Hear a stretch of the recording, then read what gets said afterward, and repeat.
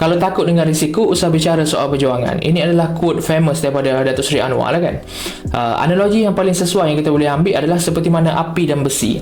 Api ini bukan musuh kepada besi. Ia adalah kawan yang menyakitkan. Okay? Besi yang takut terbakar akan kekal mentah. Tapi besi yang berani menanggung panasnya bara akan berubah menjadi pedang yang tajam. Begitu juga dengan risiko. Risiko ni adalah api, dan perjuangan ini bukannya kita nak berlindung daripada api. Perjuangan ni adalah tempat di mana kita ditempa oleh api. Jadi bila hidup kita mula rasa sempit, jangan lari dan jangan berhenti. Itu bukan tanda kita gagal. Itu adalah tanda yang kita sedang ditempa. Because struggle is the price of becoming, right? So seperti mana Datuk Seri Anwar katalah, kalau takut dengan risiko, tak payah cakap soal perjuangan. Because every real fight require you to hurt somewhere.